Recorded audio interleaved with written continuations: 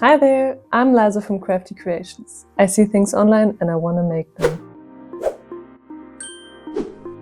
You may mainly know me from my sewing content, but I do spend even more time on knitting. Recently, my knitting friends introduced me to the era of knitting podcasts and strongly encouraged me to do my own. And I was completely new to this kind of format, but I dived into it on YouTube and I think it's quite interesting, so I thought, let's give it a go.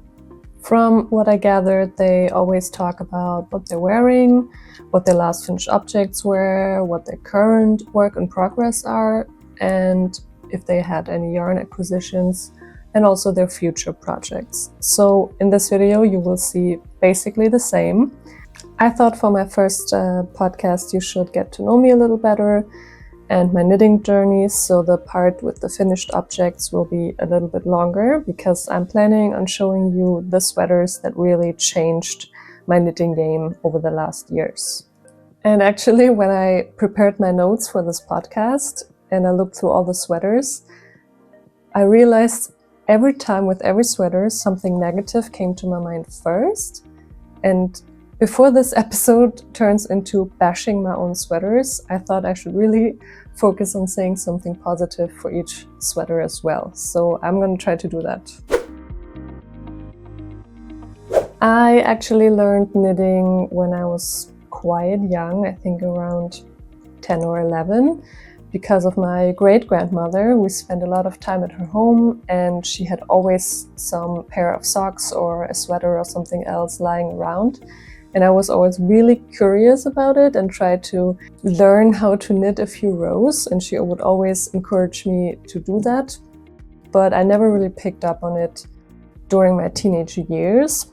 So I only knew the basics of knit and purl stitches.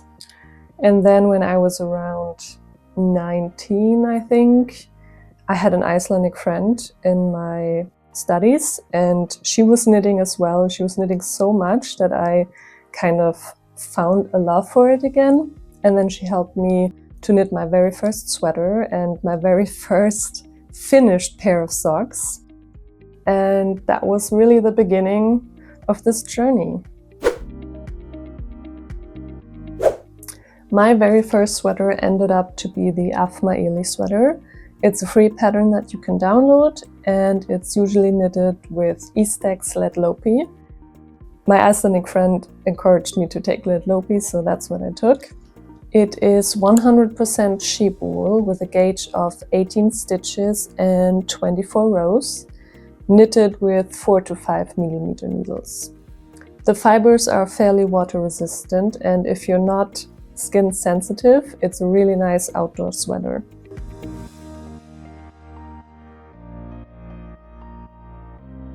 This pattern is knitted bottom up, which I for the longest time thought was easier than top down, which has changed by now. But it is fairly easy to follow and as a first time knitter, I think it's a really good pattern. However, and that is the reason I cannot show it to you right now because I've already put it in a box in the cellar, is that the wool is so itchy, I cannot for the love of God wear it. Even with a turtleneck underneath, it's still making me just itch everywhere, which is really sad because I love the sweater. I think the yoke turned out beautiful. It was my first Fair Isle pattern as well. And I really love the design, but I cannot wear lead lopi. So it ended up in the cellar. That's what I like about the sweater. The yoke turned out nice and it's a pretty good fit, I think. And if it weren't so itchy, I think I would wear it quite often. I might even do it again in a different yarn. However, what I don't really like, and I mean expectations are super high, it was my first sweater, are that it's full of holes and knots. And I think it might even like rip open under the arms because I didn't close it properly. But whatever, it was the first sweater.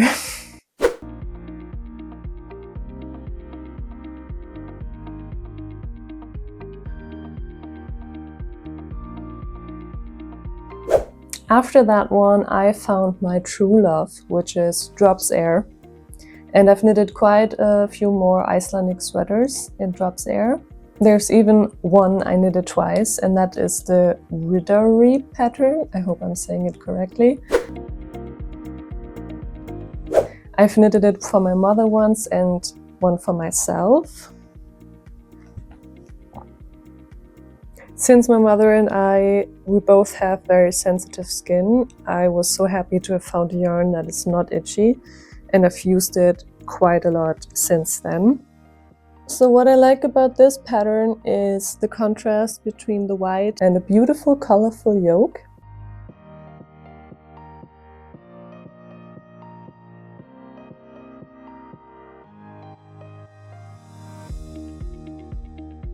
The only thing I don't like as much might be the turtleneck. I think it could have been nicer. Next time I would do it tighter and actually higher up.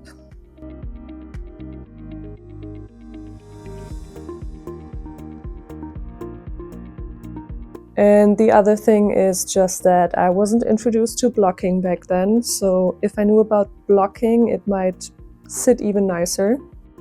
But other than that, I think it's one of my favorites and I wear it quite a lot. The pattern is again knitted bottom up and was quite easy to follow, so I can really recommend it. This is not the color that I use for the Riddari, but I just wanted to show you what Drops Air looks like. Drops Air is a medium thick blow yarn of baby alpaca and merino wool. It belongs to yarn group C and is Aran or worsted in a way. It has a gauge of 16 to 19 stitches and is usually knitted on 5mm needles, which is probably what I used for the Riddari as well. Then came my breakthrough sweater. Up to this sweater, I thought I would be stuck with simple patterns and maybe color work in the yoke forever, and that I was never gonna knit anything else, especially not complicated cables. But then I saw this pattern and I was like, this is so beautiful. I really want to try it and I really want to push and challenge myself. And in the end, I'm so glad I did, because it opened so many doors after this. Here it is. To be fair, I think it took almost a year and a half to finish, and a lot of I want to give up moments, but in the end I pulled through and I'm so glad I did. It is called Snowy Trails and a free pattern by Drops. It is also knitted bottom up, and I think it's the last sweater I ever did bottom up.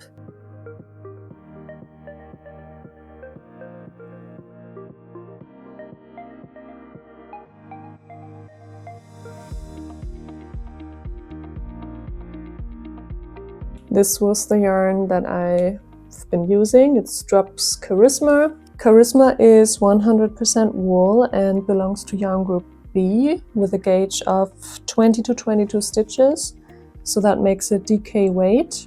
It's usually knitted on 4mm needles, and I have to say it's just slightly itchy, so I can only wear the sweater with a turtleneck, but for other people who are not so sensitive, it's a really nice yarn that I can recommend. So what I like about the sweater is that it was my breakthrough sweater and that it showed me I can knit cables. And I think a white cable sweater always looks great and should be in everyone's wardrobe. However, it was also never properly blocked. I don't know if I can still do it actually, because it has been washed, just not blocked. Because it's a little bit short and I wouldn't mind if it got a few centimeters longer. And then there's the itchiness that I don't like so much. But after the sweater, my Drops testing era began. Next on my journey is this very basic raglan sweater. There's no pattern for that, I kind of freestyled it.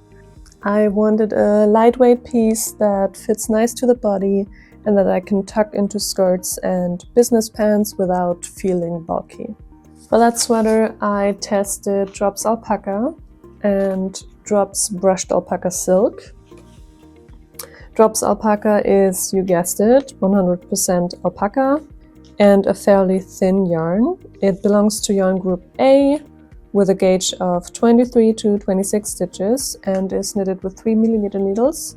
Yarn group A is fingering or lace. In this case I would say rather fingering. And brushed alpaca silk is actually yarn group C, and it has a gauge of 17 stitches and is knitted with 5mm needles as well. That makes it Aran or worsted, which you might not think by just looking at one thread, but combining several of these makes a fairly thick yarn. So I combine these two and it feels really nice and soft. However, it was itchy again, so I don't wear it as often, even though the fit turned out nicely. I don't know which yarn caused it, if it was the alpaca that is itchy or if it's the brushed alpaca silk. I haven't tried any of those two ever again, so the mystery remains. Next in my testing era is the Celeste sweater. I moved away from free patterns and made-up patterns and wanted to know what the fuss with PetiteKnit is all about. Also, I made so many basic patterns that I wanted to go back to a colorful yoke and some Fair Isle work. This is how it turned out, and I've used Drops Daisy for this, which turned into my second favorite yarn. Daisy is an extremely soft merino wool and a tiny bit frizzier than Drops Merino Extra Fine. It belongs to yarn group B with a gauge of 20 to 22 stitches on 4mm needles. But I think I used 5mm needles for the Celeste sweater. This pattern really is a comfort knit in my opinion. I remember sitting a lot in front of the fireplace when I knitted this, and it actually finished pretty quickly. So what I love about the sweater, other than what I already said, is the color combination, which I think turned out really, really pretty, and just the general coziness of the sweater. I'm definitely going to knit one of these again, maybe even with a dark color and a bright yoke, but we will see about that in the future. The only downside to this sweater, or Drops Daisy in general, is that Daisy is pilling quite a lot. You can wear it only like 1 or 2 times, maybe 3 times, and then you really have to use a fabric shaver on this to make it look nice again, which is quite disappointing. But Daisy still remains my second favorite yarn because it's not itchy and it's so soft and it's just great to knit with. With the next sweater, I tested something that I saw all over the internet and I was really curious about it. It is the combination with kid silk. No matter where you look, people always tend to combine some other yarn with kid silk, and I really wanted to know why. So at that time, the Callisto sweater was released and it came very handy to me. This is a really gorgeous design by Moracaknit, and I actually thought it would go way more viral because it's such a beautiful design, and I'm almost kind of disappointed to not get to see more color combinations on the internet. So I can only recommend this pattern. Please knit it in other combinations so that I can have a look. I've knitted this with Drops Air and Drops Kid Silk in black and white-ish, but let me tell you, I looked ridiculous while knitting this because it's black yarn and I couldn't really see my stitches. So I was wearing this garage-style headlamp just to be able to see my stitches, and it looked very funny. This design is so beautiful, and every row was a joy to knit because every row is different. And the combo also feels very nice and it's barely itchy. It's on a level that I can live with, or I just wear a turtleneck underneath. I will definitely make the sweater again, but I will change a few things. So that's what I don't like about the sweater. For one is the sleeves. I think they are just a little bit too wide. I personally prefer them a little bit more narrow, or even with a tight rib. And then I don't like how little of the white kid silk is visible at the top. So I would prefer this part to like stand out even more and start with the kid silk a bit more higher up next time. Now comes my most expensive sweater. I follow quite a lot of people who use knitting for olive like all the time, and especially with that kid silk combo, I wanted to try a more expensive yarn and see if that would make any difference on my skin in particular. But I was really baffled about the prices, so that was my Christmas gift last year. What I gotta say though is that Knitting for Olive has a really nice color range. It was so hard to make a decision on the color. Because the yarn for my size was about 100 euros or $120, I wanted to choose a timeless design and ended up with the Monday sweater by PetiteKnit. Little did I know that it would turn out so bad. There's not really anything positive to say about this. I thought I would wear it and be like, wow, this feels so nice. I can really feel the quality of this yarn, but honestly, it's not much different to drops yarn. So I don't think it justifies the price that much. I might be wrong about it. I'm sorry, but that's just my opinion. And I just hate the fit. This is probably my own fault because I've seen many Monday sweaters and they always look so nice, but this just fits terribly. I hate the neck and there's like knots everywhere because the yarn was so unforgiving with mistakes. And also, this was my first sweater where I learned about twisted ribs, which is nice because I love twisted ribs, but I didn't do it on the neck, only at the bottom, and that looks kind of weird now. So I will give the Monday sweater another chance one day, but not with this yarn. And this sweater will definitely be reopened, and I hope I can use the yarn for another project because it was just too expensive to not have a nice sweater out of it. So if you have any frogging tips for knitting for olive, merino and kid silk, I would really love to hear them. Now comes, to this date, my favorite sweater, and it's the Laulu sweater by Sari Nordlund. I think it's just a really beautiful design, and I've never really done lace patterns like this before. But it was a super easy knit, super quick, and it has such a perfect fit. I love this, and this yarn combination is really, really great. I can only recommend it. So what I used for yarn is drops baby merino and a kid silk. I've wanted to give this combination after my failed Monday sweater another chance, but in a cheaper price range. So I chose this baby merino in Bordeaux, and back then drops didn't have a Bordeaux kid silk, so I had to go with a different brand, and this is Merinor. I don't have any other yarns from them, so I can't tell you much, but the kid silk feels really nice. And even though these two colors are like not really the same, they turned into this beautiful color when they are blended together.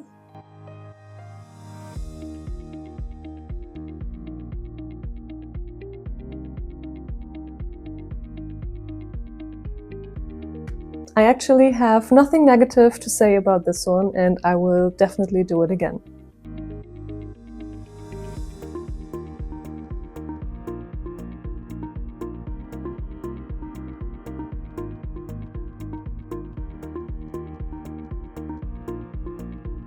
The next sweater I'm so proud of, and at the same time so sad about the outcome. This is the Esther sweater by PetiteKnit. Up to this sweater I've always knitted in rounds because I really dread knitting front and back and turning my work, and I always thought that I couldn't do it because my edges look terrible, which is also a reason why I don't knit scarves or anything like that. But I wanted to give it a go because I thought it's so pretty, and I really wanted to see if I could challenge myself again. I've knitted this again in Drops Daisy on 5mm needles. I've originally wanted to go with the darker green, which at that point they didn't have, but this year they finally got one, so I'm tempted to try it again, especially because I'm not so happy with the outcome. As with all PetiteKnit patterns I knitted so far, I can just say it's very easy to follow, and in general just a great pattern. The thing is just that Daisy betrayed me a bit. I know it's my favorite yarn, but it betrays me all the time. Before I washed and blocked it, it looked so nice, it had the perfect fit, and then I washed and blocked it, and it grew so much, it just looks like I'm wearing a man's size sweater that is way too big. The arms are way too long, the neck is terribly wide. I actually tried fixing it a few days ago with an elastic, which kind of made it better, but I don't like the look of it, so I will have to do it again and also make it a bit higher up, because otherwise it sits so far down, it's just not a good look. But what I really loved is how the pattern flattens out with blocking, because that gives it the overall really nice look. For reference, I knitted a size S, so if you ever want to knit it in Drops Daisy, you should probably drop a size down or two. I've knitted the Esther sweater, or finished it in around June, and I've wanted to knit some summer tees, but they almost took longer than a freaking sweater, so they didn't really give me much joy, and they weren't really what I was expecting them to be. And then I felt really drained at the beginning of the cold season, and I've wanted to lighten up my mood with a very simple, basic raglan sweater. So I found this beautiful combination of Drops Air and Drops Kid Silk, which is like a darker blue with a lighter blue, and I love it so much, and the sweater is really great as well. This is the sweater. I based it off on just any basic raglan sweater and then made up the rest along the way. But then at one point I didn't have enough Drops Air anymore, and then something happened I never thought would happen. I always thought that would be a myth. So what happened is I ordered another ball of Drops Air in blue. And it arrived, and I was like, wow, that looks totally different. And then I started to get really worried that the new yarn was the actual color and the color I got was just some washed off version, and that I would never be able to finish my sweater. So I ordered on a different side, and luckily that was the color my sweater is in. But just look at this and look at how different these two colors are. This one is such a bright blue, and this one is like more of a jeans blue, which is what it is supposed to be. But I looked at the text and they're both supposed to be the same color. So yeah, I don't know what this is, but it's not usable for this sweater. So what I like about this sweater is it has a really nice fit, and I love the color combination. It really makes my eyes pop. And it also gave me my knitting mojo back. What I don't like so much is that I had a few too many stitches on the sleeves, so this part is a bit too long and now kind of creates a bulge under the arm. And it's also slightly itchy, so I have to wear it with the turtleneck, which is funny because the Callisto sweater is the same yarn combination and it's not as itchy. But the Callisto sweater only has a simple neckband, and this one is folded, so it might have something to do with that. Then we have the last sweater of 2025, or I actually finished it in 2026, but whatever. This one was on my list forever. It's the Serena sweater by Cookie the Knitter. I absolutely love the design and the cables, and especially the diamonds in the front. I've used Drops Daisy again because they've dropped this beautiful Bordeaux color, which is just great. I'm gonna use it many more times. But again, like with the Esther sweater, it betrayed me and grew so much with blocking, which makes me kind of sad because I really liked the fit before washing it, and then now it just looks slouchy. The sleeves are too long, the neck is too wide. Again, 2 parts I have to redo. And also I had a bit of a troubling start because I thought I'm able now to knit a sweater in pieces. Front yoke, back yoke, all that stuff. But this pattern has short rows in the back yoke, and they confused me so incredibly much. I almost didn't knit it because I still don't know how it's supposed to be done. So I calculated my way around them and just kind of skipped that part. Somehow it worked out, but I would have liked to know what she actually meant by doing short rows in pattern on a front yoke.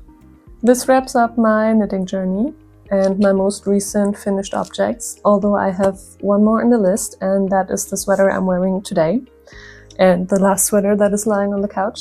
These are the same pattern, and it's a very special project because it's a pattern I designed myself. The test knitting phase has just finished and the pattern release is actually today, which is very exciting. May I present to you the Sweet Diamond sweater. I first made this version in Drops Daisy and Dark Grape with a high neck.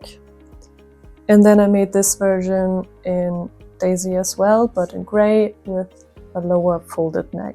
The idea for the sweater came because I saw a sweater online in one of those, outfit collages, and I couldn't find it anywhere. And then I thought, wait a second, I'm a knitter, I can knit it myself. So I just spent weeks trying to figure out how to do the diamonds. It was a lot of trial and error. And I first thought the pattern can just not be achieved without a machine. And I was really close to giving up, but I finally had an idea looking at a different cable sweater. And when I tested it, it looked like it could work, and I began to create the pattern. So basically, if you can knit this, you can knit this, because it's just a lot of these diagonal lines that just move along the whole sweater. I am so proud that the pattern worked out because I haven't seen anyone knit something like this before, and I can't wait to hear what you guys think. The sweater is worked top down, starting with the back yoke, then shoulders and front yoke, and joined at the body, and later you knit in the sleeves. It comes with 3 different neck options and also different sleeve options. You can have it decreased or not decreased, you can have a tight rib or not a tight rib. It's really up to you. And it will be released in 3 languages: English, German and Danish. Originally, I wanted the diamonds to go all the way around in the sweater, but I quickly realized that it's just not possible to do for every size. So I've broken up the pattern with moss stitch on the side and then have a tiny twist here. And I find that it gives the sweater a lot more structure and make the diamonds stand out. I'm so excited to see the pattern come to life with my test knitters and later my potential buyers. So far I can say the first results have already looked pretty promising. If you're curious, you can check them out on my Instagram. You can find this beautiful design on Ravelry, and I'm gonna put the link down in the description. With that, my whips and finished objects are finished, because this was a whip up until a few hours ago when I finished it finally. And tonight I can finally start on a new project. So one of my future projects will be the Ivy blouse by PetiteKnit, because after so many cable sweaters, I'm really craving something that is straightforward and has absolutely no purl stitches. I'm gonna use this mohair yarn. I've had it in my stash for so long, I don't remember where it's from because I took the labels off. It's not Drops, it's something else, and it wasn't expensive, that's all I remember.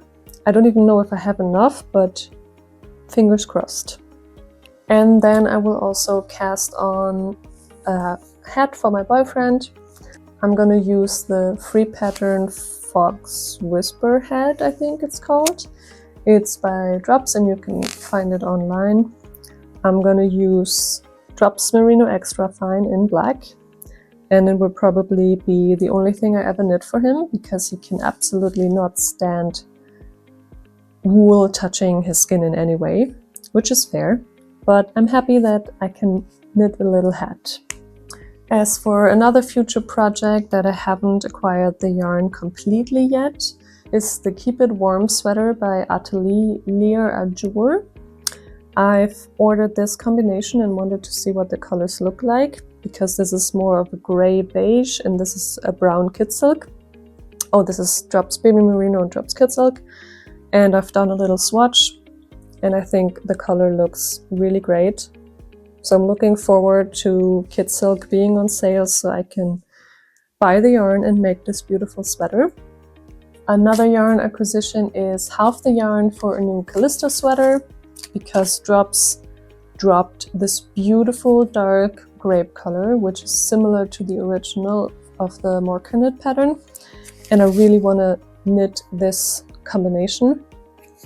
So I've ordered the air part, and like I said, I'm just waiting for Kid Silk to be on sale, and then I can start this project.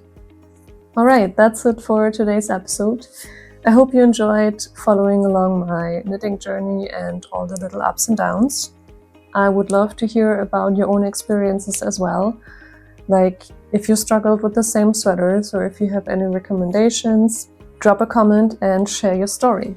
And if you like this video, don't forget to like the video and subscribe so you don't miss the next one. Thank you for watching.